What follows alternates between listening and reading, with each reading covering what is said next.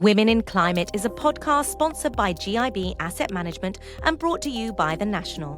GIB Asset Management is a boutique asset manager with sustainable investments at the core of their active investment business. Their belief is working together as one, bound by a common purpose to be a force for performance, a force for better. Find out more at gibam.com.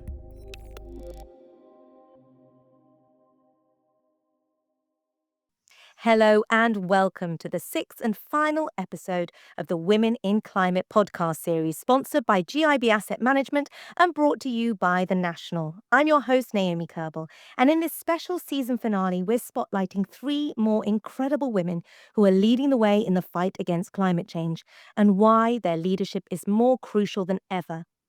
Today's episode is entitled A Call to Action because the stakes have never been higher. 2024 was a landmark year, unfortunately for all the wrong reasons, as the hottest on record and the first to officially breach the 1.5 degrees Celsius global warming limit set by the Paris Agreement. From the deadly wildfires in Canada, Greece, and most recently in California, to unprecedented flooding in Spain and Libya, we're seeing the destructive effects of extreme weather events firsthand. Rising sea levels are threatening coastal communities, while droughts and crop failures are deepening food insecurity.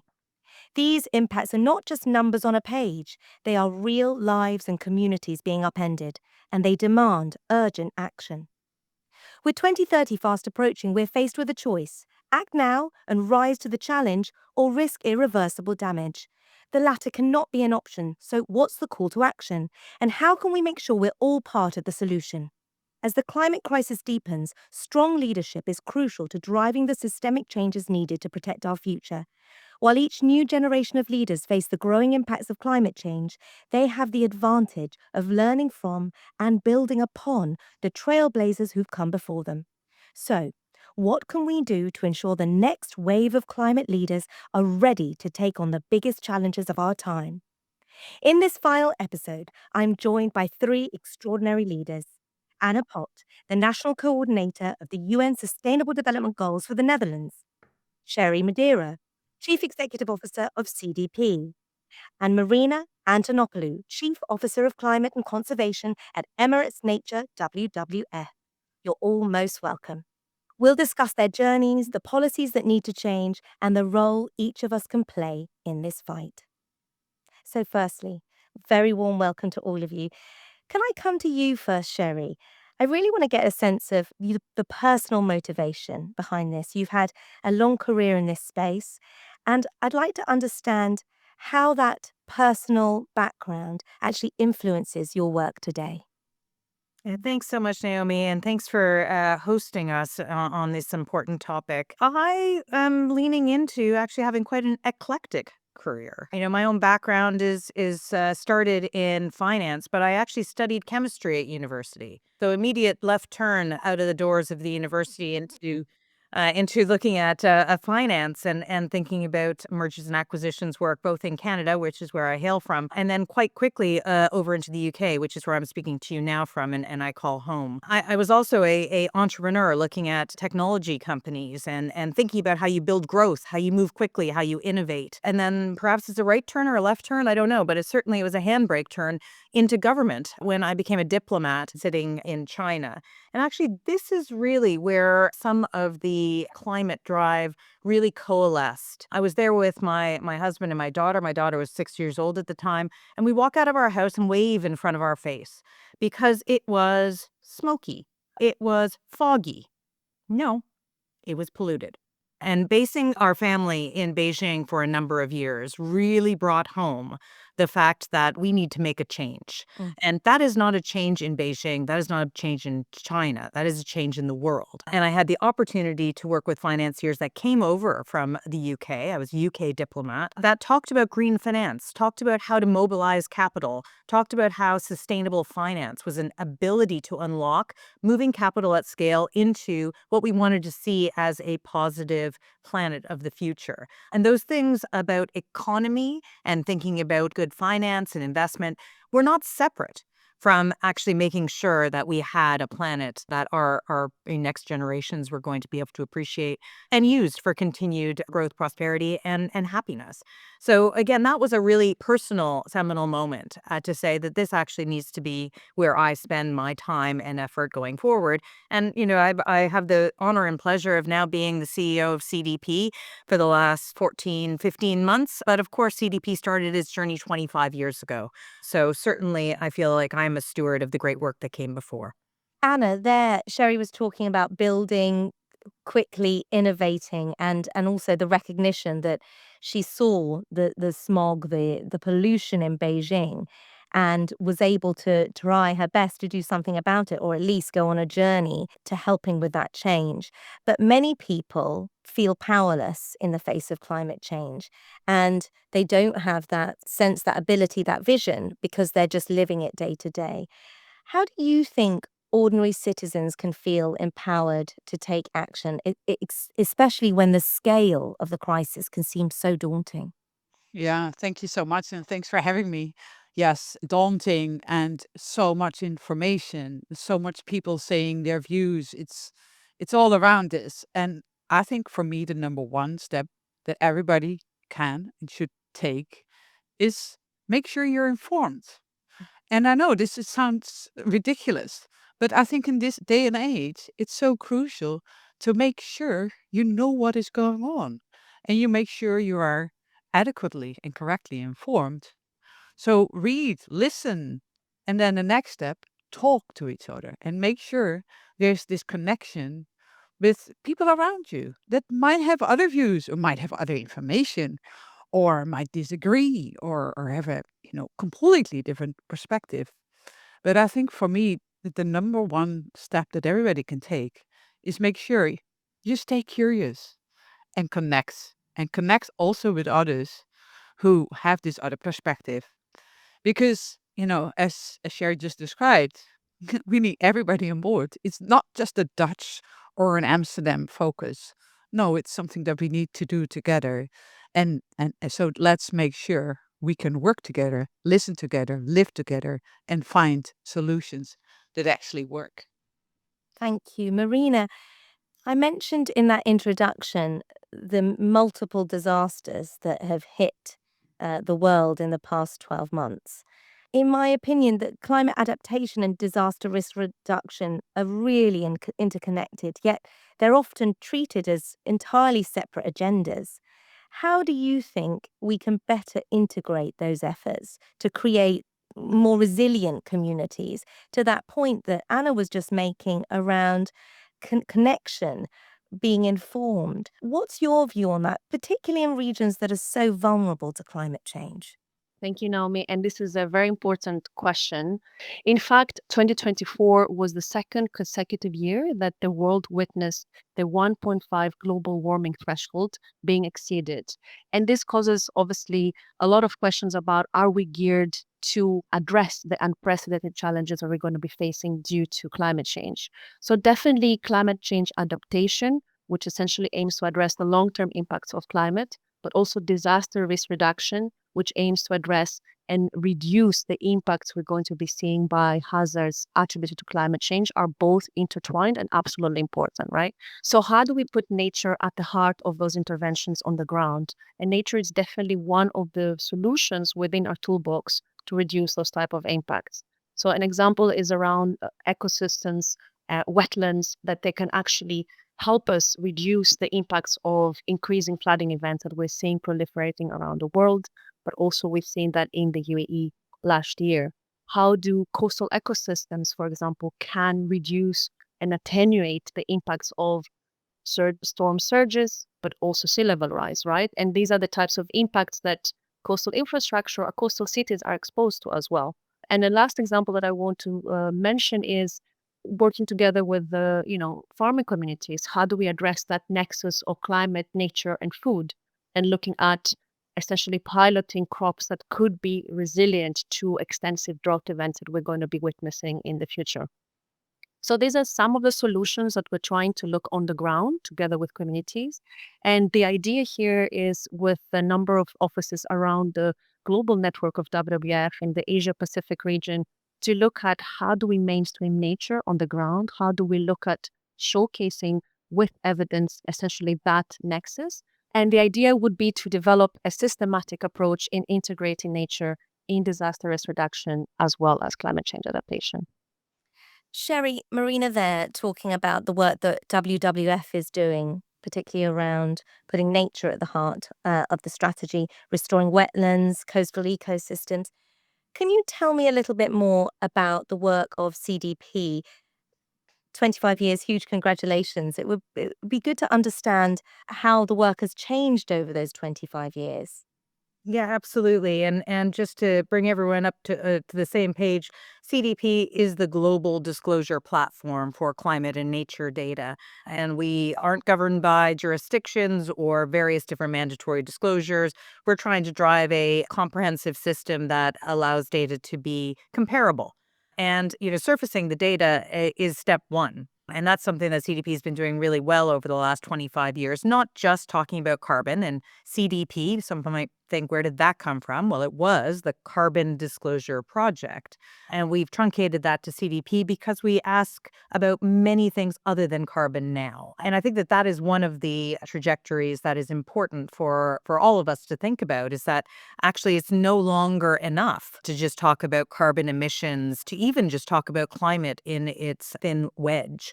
What we're seeing is that through the evolution, we have started asking many complicated questions about water usage, water scarcity, how water is being protected, thinking about sort of fresh water versus being able to use and recycle it in our processes.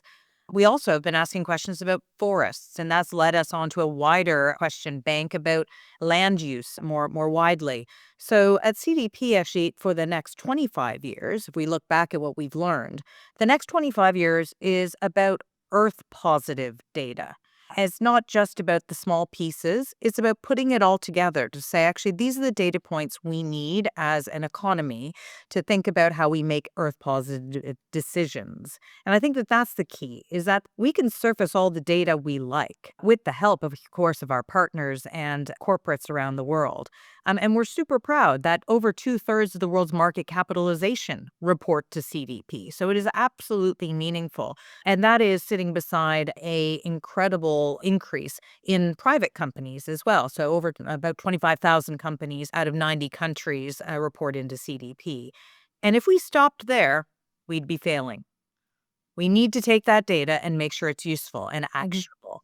And I think that that is the trend that we're seeing, is that that data is needing to say, what does good look like? How does this match to the targets that have been set? Some of those questions we ask about targets, about transition plans, about how is it that you're making progress if you are a corporate, for example, which is the lion's share of our disclosures. And I think that that is the most meaningful piece, that actually we all should be asking those questions when we work with companies in terms of what we buy from them, how it is that we partner with them, what is it that we do with our own personal wealth, time, money. All of that should be included in our thinking, which is not only where they're at today, what is their transition plan, how are they tracking it, and how is it that we can get some more visibility on that.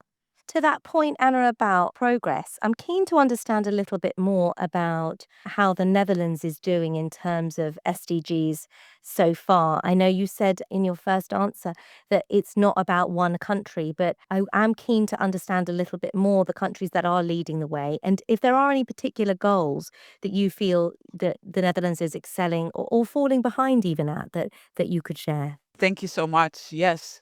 So the UN Sustainable Development Goals, I see basically as a plan of action that's been agreed and defined by many people around the world. So there has been a super huge stakeholder engagement program that preceded these 17 goals to meet sustainable development in 2030.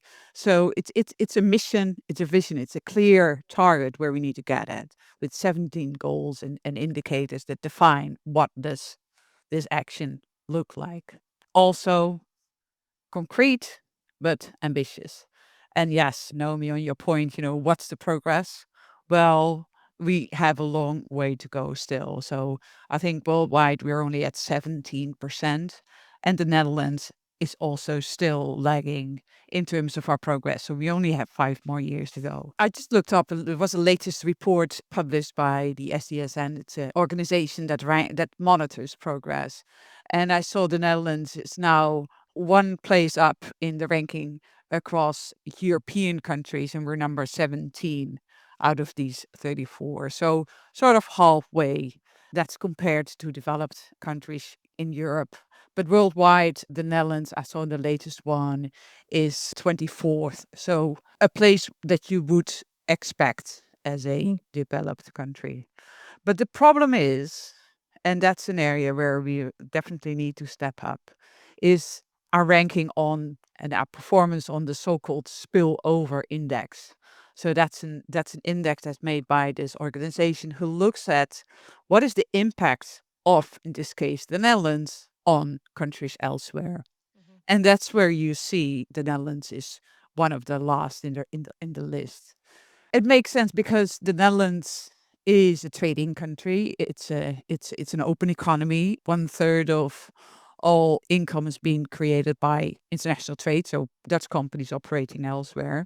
So there is a lot of interaction. But I think that is a clear issue where we need to act more. In terms of SDGs, Sustainable Development Goals, where more specific, the Netherlands has met according to this methodology 1, so which is SDG 1, extreme poverty. I think that's where we score best. Again, as a developed country, that's where you would expect. But on the topic of today, climate action, but also on water quality, those are areas where the Netherlands is still lagging behind. So yes, there is definitely room for improvement. And then maybe, if I may, one other point that I would like to make around this, and also following up on what Sherry said in terms of the need to expand your focus and not stick to one silo, one area of attention. And you mentioned climate and water and nature. I think there's one more lens that is important to add there, and that's to look at the social component. So, for instance, if I may give an example, in my previous role, I worked as an asset manager for pension funds, APG, and there we also engaged with the companies that we invested in to encourage improvement on the responsible business practices. We looked at it at the sector of the auto companies, a sector that is going through a transition very needed. We need to make that change from combustion engines to electric cars. But one could only do this in a successful way if you also look at what is the impact on the people working there, on the jobs, and on the employment and the skill sets. And that's the sector I learned a lot from in terms of the need for taking a comprehensive approach. Yes, great to have a carbon emissions target, very important. Make that part of your strategy. Adjust your innovation and R&D processes to it, but also look, what does it mean for the people that work for you, or the communities that live around? And I think that experience also extrapolates to my current work in the government, where I see the same need for taking a comprehensive approach. If we introduce new policies in terms of subsidies on certain climate regulation, make sure to also look at what does it mean for poverty? What does it mean for lowest income groups? And I think for me, that's where the strength of this Sustainable Development Goals is about. That is about taking this comprehensive approach.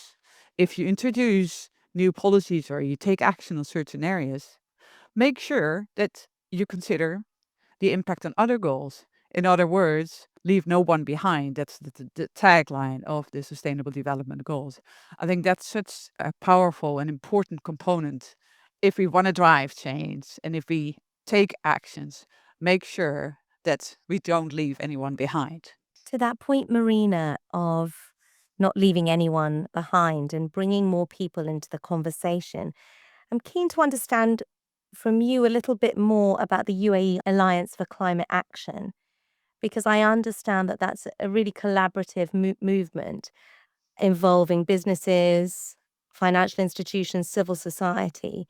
So perhaps you can talk to us a little bit about how that's working and what lessons can be drawn from those sorts of collaborations on a global scale. So, the UE Alliance for Climate Action is an initiative we launched back at COP27 in Egypt with an effort to answer to this challenge of how do we see accelerated decarbonization in the UAE at the rate and the scale that we need, right? And essentially, to be able to do that, we looked at how do we deepen and we broaden the type of partnerships and collaborations we have on the ground as an NGO, right, that wishes to move the needle fast. So we established this alliance. Essentially, we're following what we call a whole of society and whole of economy approach. We have brought together 50, more than 50 actually, private sector entities across different economic sectors and industries, including as well universities, including national and subnational government. And I would say that the primary goal for us is how do we increase the readiness of the UAE stakeholders in terms of decarbonization acceleration through capacity building, peer learning, peer-to-peer learning, and collective, if you like, case studies. But also, how do we brainstorm together the solutions that we need that are relevant for the UAE, right? For the UAE market and related to UAE policies and plans. And I'll give you just one example. One of our initiatives as part of the UAE Alliance for Climate Action is focusing on green mobility. So essentially, a subgroup of our members committed to collectively decarbonize their commercial fleets by 30% by 2030. Now, why is this important is that perhaps for each individual company, it might not be enough of a dent, but collectively, we're aiming to essentially contribute to the decarbonization of the transportation sector that is attributed to 10% of the emissions for the UAE.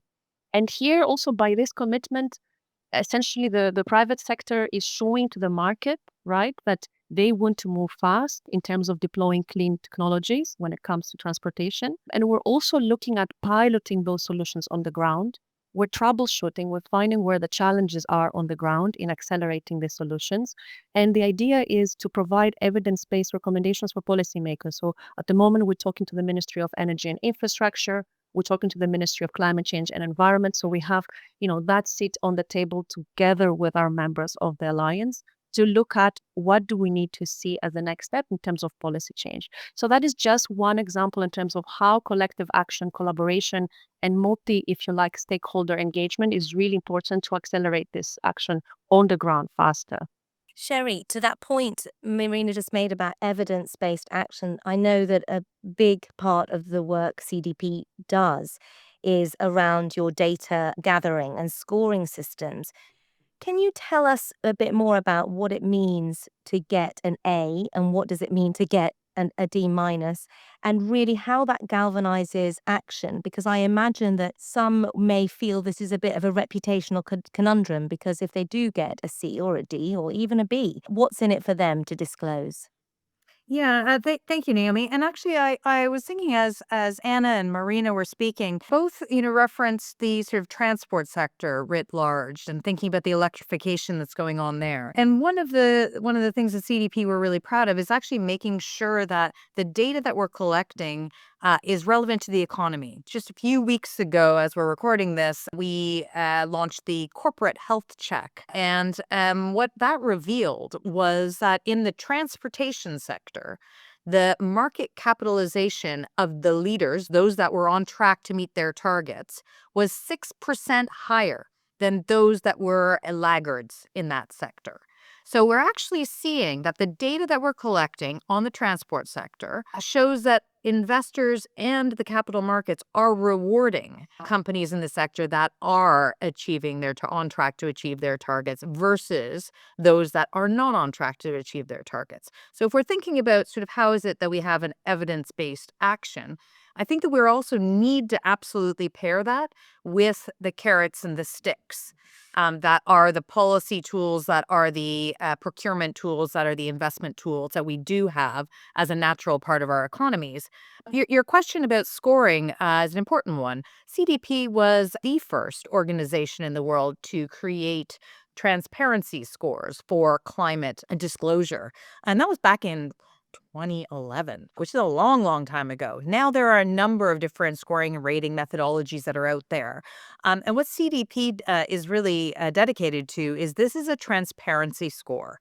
This is about how well a corporate or a city, state, or region is disclosing the data that is being asked as part of the CDP question bank. And why is disclosure so important? Why is it that we are giving higher scores, or showing that that companies are an A if they disclose more? We've done some research, and the after the first year that a company discloses to CDP, within 2 years, their emissions go down by 7 to 10%. That's a fact. So disclosure itself allows for the measurement so that the management can happen. So our scores are really encouraging an increased understanding by those that are the corporates and those that are in charge of our various different subnational groupings to think about what it is that they are doing, how is it that they're auditing their behavior of the past, and how is it that they're actually planning for the future. And that transparency is really a prime indicator on where it is that they're going and how credible their commitment to a sustainable future is. So it is tough to get an A. It is. And actually, that's something that is not something we shy away from. We want to actually make sure that our role is to surface as much information as possible, because we see that the data shows if you do that, action can be taken. And so that is the rationale there. You mentioned about sort of, how does that show up for you as a discloser in the real world? Are there risks there? Well, not acting on being able to create a sustainable future holds much bigger risks than actually being able to hide behind, I didn't even know. And I think that that is something that is becoming compelling. And businesses say to me very frequently, there are basically 3 reasons why they do disclose. First is access to capital. Second is driving their business efficiencies, and their clients are asking for it. And the third is increasingly compliance. It's the ABCs, Naomi. And so if we can keep it that simple, everything that I have said is all about making sure it's business critical. And that language is here to stay. For our listeners, I see Anna very actively nodding her head there. So I'd love to bring you in at this point, Anna, because you talked about your background as an asset manager. So perhaps you can draw on that a little bit in reaction to what Sherry was just saying there. And also, I'd love to get your thought, because we touched a little on the lack of progress in terms of the SDGs. I think you said only 17% are on track to be achieved. So, how you think some of that disclosure can help us get back on track to reach our 2030 goals? I like your point, Sherry, also on what it does, the impact that just, it might sound simple, just a data collection exercise. But the point is that in order to take action, one needs to be informed. But that's only number one. That's only the first step. The challenge is, how do you stay on track? And I think that's where data is important, but also, second, your stakeholders that hold you accountable on your business strategy. And in the case of a business, that's your shareholders, or depending on the structure of your companies, but also your stakeholders. And they need to know what is the impact of your business. So the information that, for instance, the CDP makes available, make sure that it's also available for the stakeholders of that company, so that they can hold this company accountable, whether that's the investors like pension funds, or whether that's communities that are affected by the business operations. And I think that's the same setting also for where I'm currently working in government, where we as the Netherlands, we have made our commitment, like all the other UN member states, to make sure we make progress and ideally achieve the Sustainable Development Goals in 2030. And how can we make sure that our stakeholders, in our case, that's first and foremost the people in the Netherlands who have voted, who have elected this government, make sure that they know and they understand twice, needs quite some work. What is the progress and what is the performance of the Netherlands on the SDGs? So I think this data collection exercise is so key throughout the journey of making that transition, in making a right decision to define your strategy, stay on track, make sure you are engaged with your stakeholders, with your communities, with your shareholders, or with your, electorate or people in the Netherlands, and also make sure that they can hold you accountable on where we are. So I think that's on your point about making progress. It's key to be informed and have credible data that allows your stakeholders to hold you accountable. Marina, to that point around that Anna just made around investing pensions in a sustainable way and keeping stakeholders happy because we are accountable to them. There is an increasing awareness of or an increasing demand for clarity on where investments are going. I'm keen to understand from you, as an NGO operating within the UAE, how has the role of civil society evolved around climate action? I'm thinking about initiatives like Leaders of Change. And how are you mobilizing individuals and communities to become catalysts for these future solutions? Essentially, what we're trying to do is to, as you're saying, mobilize a whole spectrum of society and make nature and climate action relevant to everyone, right? So I think traditionally we have been gearing a lot of work into, again, informing based on science policymakers. So, for example, showcasing the importance of natural ecosystems in light of climate change mitigation as well, and adaptation, and how, as a country in the UAE, can meet targets on climate change and biodiversity together, if you like. We have been working a lot with communities on the ground, and I think this is one of the key values that underpins everything we do. Recording traditional knowledge, making sure that local farmers, local fishers, local communities, women are actually consulted in the pilots and the solutions we're trying to implement on the ground, and they leave a mark, if you like, in the design of those solutions with us. So we need to take them together with us in this journey. But I would also add that there's two segments of society that we have seen that is increasingly important for us. So one is private sector. And obviously, to Sherry's point, is not only about carbon emissions, it's not only about reporting the carbon emissions, it's also increasingly private sector wants to understand what is their interdependency with nature and biodiversity loss. We know that, of course, that's driven by, global frameworks like the Global Biodiversity Framework. And you see there is a target that there is expectations from the private sector to disclose their impacts and their dependencies on nature in the near term. We know that there is regulatory changes in other parts of the world as well in mandating those disclosures as well. And I definitely agree with Sherry that it's not only about reporting and measuring and understanding what your impact and dependency is on nature is absolutely the first step to actually, gear action. So we see that essentially change when it comes to the private sector mindset, moving beyond the traditional CSR. And we definitely want to make sure that, information around critical ecological spaces, biodiversity is ready for the private sector to use and make the right decisions.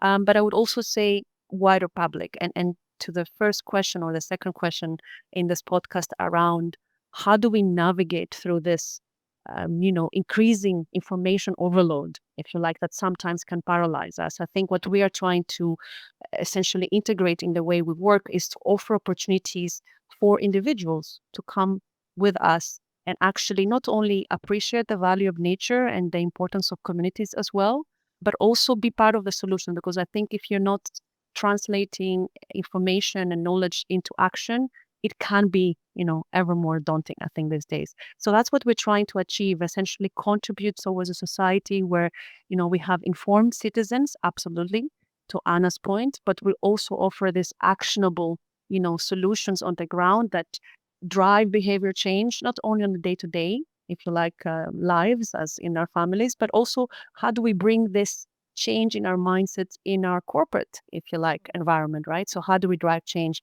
within our professional designation? So that's what we're trying to achieve. And I think very proud to say that within a couple of years of this Leaders of Change initiative, we have mobilized more than 5,000 people on the ground. Yeah. And we're actually gearing up to scale up those solutions. But as I mentioned to you as well, looking into how do we make this relevant across the board of all segments of society.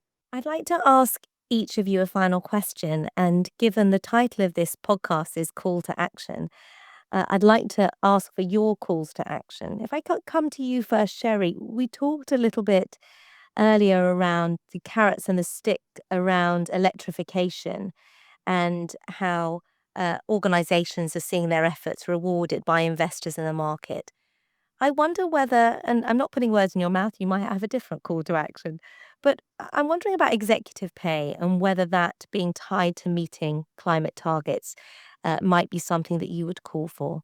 Yes, Naomi, we actually did a report that was very much the data says that when corporates link executive pay to climate and sustainability business practices and targets, that the entire organization becomes more of a leader. So that is absolutely a direct read across.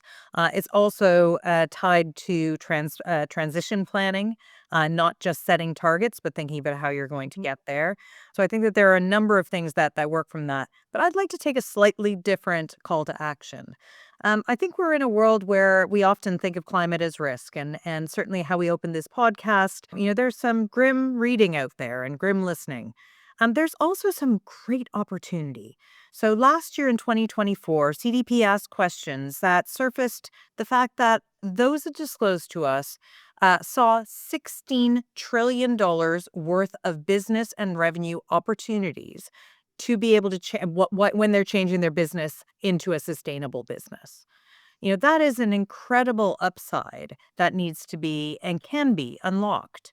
So I'd like the call to arms to be about where is the opportunity as well as the risk mitigation, because I think that we as an economy, we as a society, respond well to thinking about what that positive is. And there's a lot of real solid data evidence that shows that a climate transition can be a very much business positive transition, and that's not woke.